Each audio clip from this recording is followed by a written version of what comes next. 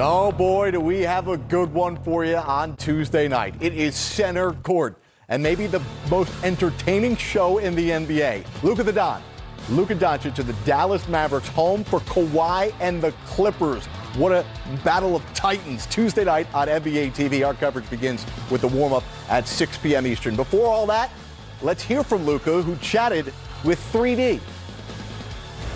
I know this guy right here, LUKA the Don is what I call him. Luka, appreciate you spending a little time with me. So let's get right to it, shooting the basketball. When's the first time you fell in love with this ball right here? I don't know. I don't know how old it was, but my parents always told me, like, I always wanted a basketball for a present. So I had a lot of basketballs, and I would say, like, since I was born, I always had a basketball in my hands. And here you are now, your second year in the NBA, averaging a triple-double. How does that make you feel? I mean, it's amazing. I never imagined, like, when I was a kid. I just imagined, like, I hoped I would be in the NBA. That's all I dream about, you know, and here I am, you know, just enjoying every day of my life, playing basketball in the best league in the world, and just enjoying. They say you're not that fast, you can't speed you up, not that slow. What's that all about? Because you can get anywhere on the floor when you want to. Yeah, I mean, you know, they just say I just play at my own pace, you know, I use the pick and roll. Read the defense, see what the defense is going to do, and that's the most important thing for me. Two-point game. There's the mismatch right here. Now it's LUKA. Deep three over four! LUKA Magic!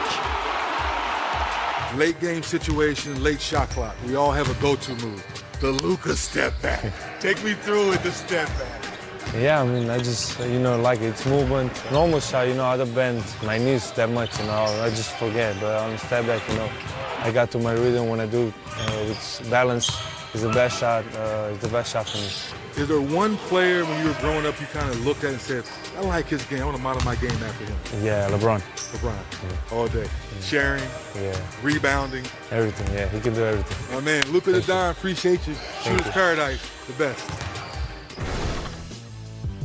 Well, look at what LUKA has done. Prior to you watching LUKA Tuesday night on center court against the Clippers, check this out, what he's coming into this game with. Only slower than Oscar Robertson and slightly quicker than Michael Jordan, getting to 2,000 points, 500 rebounds, 500 assists in his career. It's unbelievable, the show. Watching him Sunday from my couch, it was one of the most entertaining pieces of art I've seen in a long time. Dave Yeager, what is it about his game, less than a half of season into year two, that's impressed you most about LUKA Doncic? Well, I think we gravitated to his swagger and his charisma, right? And then the X's and O's part of it is he can really see. Can he get past guys? Well, he can because he can shoot. Do you want to send him left? He can hit you with that step back, or do you dare him to drive right? Where now he can spray the ball all over the floor. I think it's obviously a major problem for teams, but especially when he gets the defensive rebound, now you've got a real issue. Yeah, you know, he's quicker this year. He lost some weight. He kind of redid his body. Yeah. So now he's beating people off the dribble. He was more of a guy that would get to the catch, jab step, try to beat you. Now he's going left, he's going right. He's beating you off the dribble with not the pump fake and the triple threat, with a handle. He's a little quicker right now, but he's finishing in the paint better. I think part of that is the strength. He's been able to take some hits now and finish, where last year he didn't shoot really well in the paint. This year he's shooting over 60-some% in the paint. And so that extra strength has been good for him. But to me, the thing that allows him to be special is when he gets that ball and he comes in the paint, he finds that everybody is open. A lot of times when guys drive, there's blind spots for them. Like, they're not going to see a guy driving this way. A lot of times that's just that guy could be over there.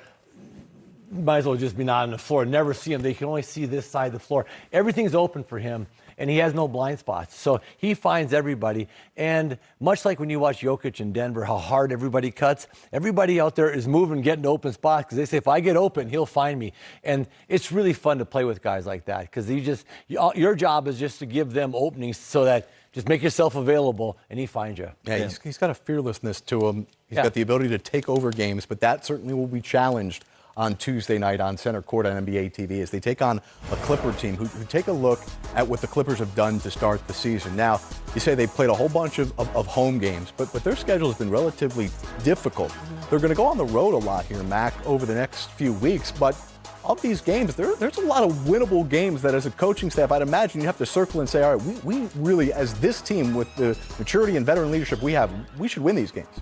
As a good player on a good team, you don't care if you play at home, road, neutral court. You really don't care. You get so used to traveling and stuff like that. You show up at the arena, and actually, it's more fun to win on the road when you're a good team. You expect to win at home. Like if you lose at home, you're shocked. Right. You go on the road, and you're like, man, it's gonna be fun to disappoint all these people, have them all go home and cry in their beer, and so you kind of come out with a little bit of a different look at it. And so these guys, they're mature. They've been around the league a long time. On the road is not going to bother them. As a matter of fact, it's more of a challenge. I personally liked playing on the road more. It was just more fun to beat them in their gym. And it's just you guys. You're going to grab onto each other. Yeah. It's just your crew against everybody else in the arena. And, like I said, I think there's times where you can be at home for too long of stretches and you can be on the road for too long of stretches. With this Clipper team, they've looked pretty good of late, but is it a bit scary if you're an opposing coach with their lack of chemistry, their lack of familiarity yet of how good this team can be? But the West is tough any which way you look at it. So you're trying to figure out, I think if you're a high level team in the West, you're trying to figure out matchups. How do things fit together? How do they put together what they're doing? I want to see them play some more. But, yeah, you don't enjoy seeing the two of them play together. Who would you put on this team on Luka Tuesday night? Oh, Kawhi. Yeah. Yeah. I'd put Kawhi, I'd put Paul, I tell you, with me, I'd put a little Pat Beverly, say, PB, pick him up full court. He's going to handle the ball. And they have so many people, you can put different people. I promise you, Patrick Beverly, I coach him, love him. Patrick Beverly's going to pick you up right down here as you come out of bounds.